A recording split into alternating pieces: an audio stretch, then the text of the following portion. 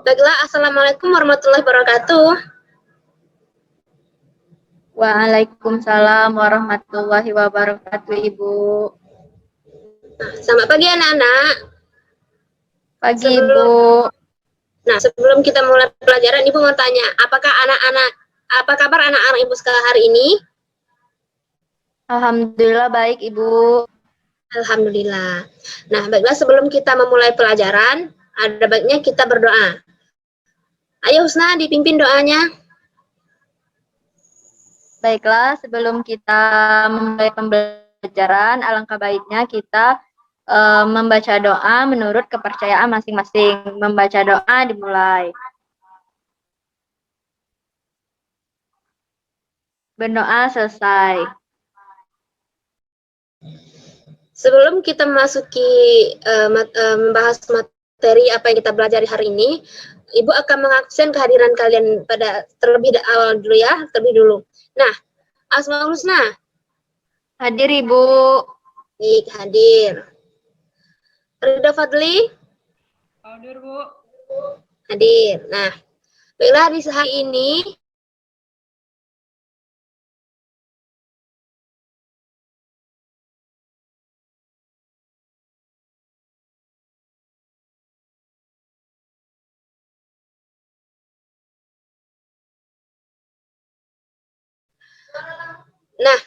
baiklah di sini hari ini kita akan membahas mengenai bagaimana kita menyajikan sebuah data dalam bentuk tabel maupun diagram batang.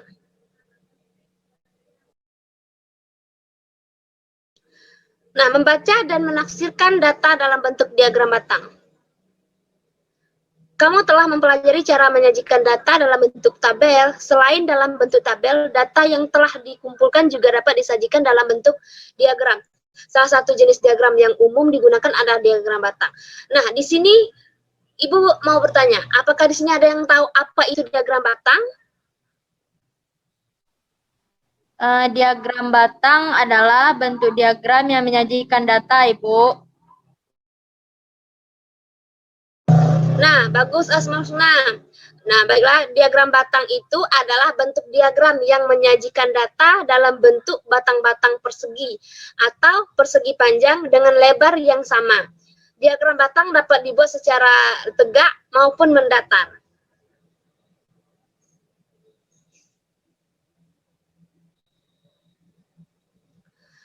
Di sini Ibu mau bertanya, apakah anak-anak Ibu sekalian ada yang tahu apa saja unsur-unsur yang terkandung yang ada di dalam diagram batang?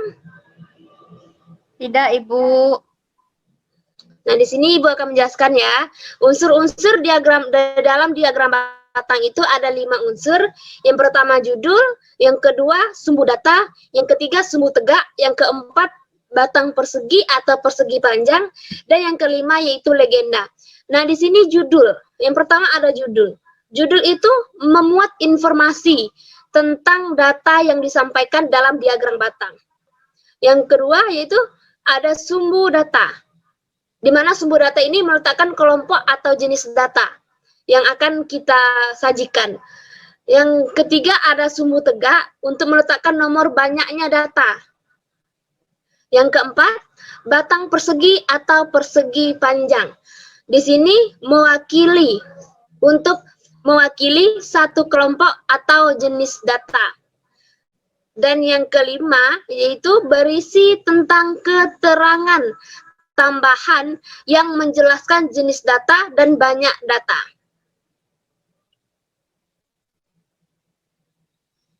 Sebelum Ibu melanjutkan ke materi selanjutnya, sampai di sini apakah anak-anak Ibu paham? Sampai di sini paham, Ibu. Bagus. Selanjutnya, membaca dan menafsirkan data dalam bentuk diagram batang. Nah, pada diagram batang ini, data disajikan dalam bentuk kelompok-kelompok atau jenis data, daftar kelompok, atau jenis ditulis dalam sumbu data. Sementara, jumlah atau banyaknya data ditulis pada sumbu tegak. Tiap kelompok diwakili oleh sebuah persegi atau persegi panjang, atau biasa disebut dengan batang. Karena persegi itu berbentuk batang atau juga biasa disebut dengan persegi panjang ya, yang lebarnya sama dan tingginya berbeda.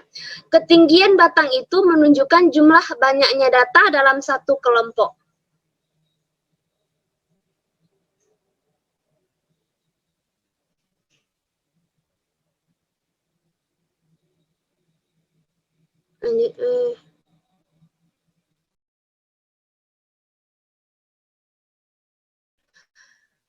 Nah, di sini Ibu mau menjelaskan ada beberapa contoh soal. Nah, contoh membaca data dalam bentuk diagram batang. Nah, di sini apakah anak-anak Ibu ada yang tahu bagaimana cara membaca dalam diagram batang? Belum, Ibu. Nah, Ibu akan menjelaskannya. Kan itu ada terlihat gambar, bisa diperhatikan. Berdasarkan diagram batang tersebut dapat diketahui. Yang pertama, banyak siswa di kelas 1 adalah 40 orang. Banyak siswa di kelas 2 adalah 65 orang. Karena bilangan tengah di antara 60 dan 70 adalah 65 orang. Berarti banyaknya kelas di kelas 2 itu berarti memilih angka tengahnya antara 70, 60, dan 70. Yang kedua, banyak siswa di kelas 5 adalah 50 orang. Ketiga, kelas yang jumlah siswanya paling sedikit adalah kelas 4, yaitu sebanyak 30 orang. Yang keempat, kelas 3 dan kelas 5 mempunyai jumlah siswa sama. Yang kelima, banyak yaitu 50 orang selisih. Dan yang keenam, banyaknya siswa di kelas 1 dan kelas 6 adalah 5 orang. Caranya, jumlah siswa kelas 1 adalah 40 orang. Jumlah siswa kelas 6 adalah 35 orang. Selisihnya 40 dikurang 35, berarti selisihnya ada 5 orang. Nah, di sini Ibu akan memberikan contoh soal kepada anak-anak Ibu yang Ibu akan menguji dan Ibu apakah sudah paham dengan apa materi yang Ibu sampaikan dari tadi mengenai bagaimana menyajikan data dalam bentuk tabel maupun diagram batang. Nah, di sini Ibu akan bacakan soalnya ya. Iya, Ibu. Berikut ini adalah data tinggi badan siswa kelas 4. Ada 29, 30, 28, 31, 30, 29, 27, 29, 31, 30, 28, 27, 29, 28, 30, 28, 27, 29, 31, dan 28. Nah, bagaimana bentuk penyajian data berat badan siswa kelas 4 dalam diagram batang. Nah, setelah itu kita bisa ubah data itu ke dalam bentuk diagram batang. Sebelum kita merubahnya ke dalam bentuk diagram batang, baiknya kita membuat penyajian datanya dalam berbentuk tabel.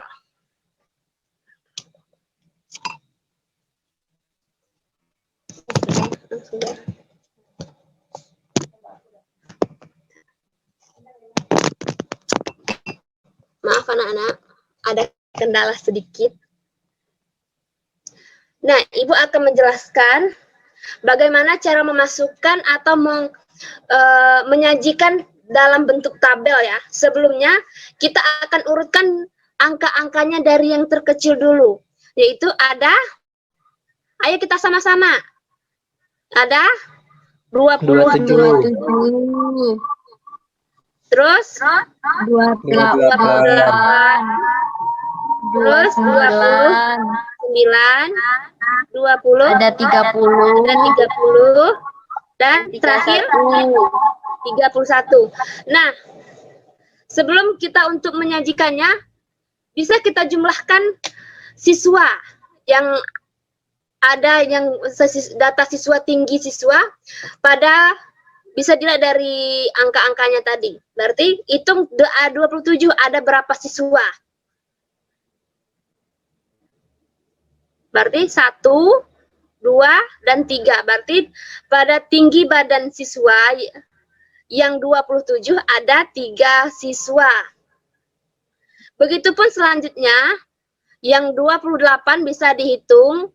28, 1, 2, 3, 4, dan 5. Berarti jumlah siswa dengan tinggi badan 28 yaitu ada 5 siswa. Agak lucu.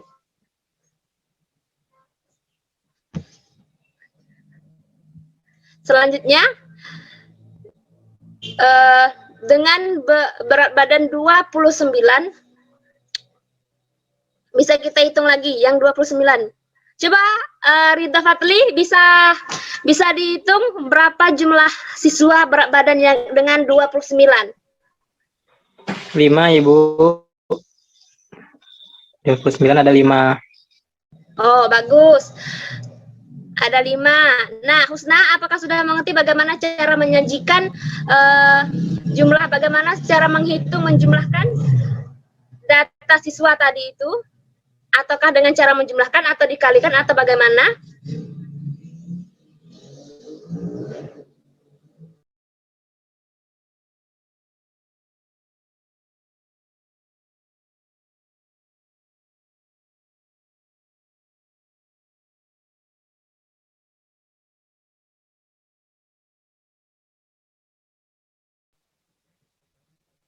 Baik, berarti dengan cara dijumlahkan. Berarti 30 bisa dihitung lagi, 1, 2, 3, dan 4. Berarti ada 4 jumlah siswa. Dan yang 31 bisa dihitung 1, 2, dan 3. Ada 3 siswa jumlahnya. Nah, di sini Ibu minta kepada anak-anak Ibu untuk merubah data itu ke dalam bentuk diagram batang. Nah, baiklah anak-anak, di sini kita akan mengubah dari bentuk tabel ke bentuk diagram batang. Di sini ada 27.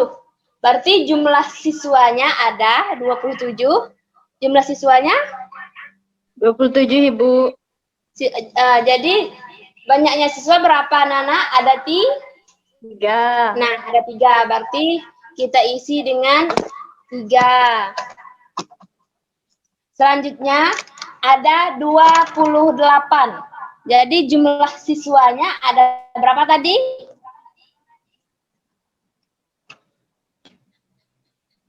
Ada 5 siswa. Jadi tinggal kita tambahkan berarti 2, 3, 4, dan 5. Berarti ada 5 siswa. Berarti begini bentuk diagram batangnya. Selanjutnya ada 29. Nah, berat badan 29 ada berapa jumlahnya tadi?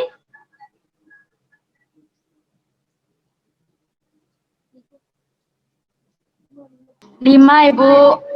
Bagus, Susna. Ada 5 jumlah siswa. 2, 3, 4, dan 5. Berarti sama. Berarti berat badan siswa yang 28 dan 29 sama jumlahnya, yaitu ada 5 jumlah siswa. Selanjutnya ada berat badan siswa yang dengan berat badan 30. Jumlahnya ada 4 orang siswa. 1, 2, 3, dan 4. Berarti di sini 4. Nah, di sini ada 4 jumlah siswa. Dan terakhir ada 31 berat badan siswa dengan jumlah siswanya ada 3 orang siswa. 2, 3. Berarti yang berat badannya 31 dengan 27 berarti sama ya, sama-sama jumlahnya 3 orang siswa. Nah, jadi dari bentuk tabel seperti ini bisa kita rubah menjadi dalam bentuk diagram batang, dan seperti ini bentuk diagram batangnya. Nah, baiklah anak-anak, sebelumnya Ibu mau bertanya sebelum kita mengakhiri pelajaran kita. Apakah anak-anak Ibu sudah mengerti? Sampai di sini mengerti, Ibu. Baiklah anak-anak, berarti sudah mengerti ya. Menutup pembelajaran kita hari ini, Ibu sudah mengirim ada beberapa contoh soal untuk kalian anak-anak Ibu kerjakan. Nah, besok bisa dikumpul, itu mengerjakannya sesuai dengan contoh soal yang Ibu jelaskan dan juga sesuai dengan LKPD yang telah Ibu terangkan tadi. Nah, baiklah, sebelum Ibu mengakhiri pembelajaran kita hari ini, apakah Ibu mau menanya anak-anak Ibu sekalian semuanya? Apakah memang benar-benar sudah tahu yang mana tabel, yang mana diagram batang, apakah sudah tahu? Sudah, Ibu. Baiklah, dapat disimpulkan, kalau sudah mengerti dapat disimpulkan bahwa semua dalam untuk menyajikan sebuah data itu tidak harus dalam bentuk tabel saja, tetapi juga bisa kita sajikan dalam bentuk diagram batang. Baiklah, waktu kita hanya sedikit, Ibu tutup. Sebelum Ibu tutup, ada baiknya kalian berdoa dulu yang dipimpin oleh Hasmul Husna. Baiklah, teman-teman dan Ibu, sebelum kita mengakhiri pembelajaran hari ini, ada alangkah baiknya kita membaca doa menurut kepercayaan masing-masing. Berdoa mulai. Selesai. Baiklah, sebelumnya terima kasih anak-anak.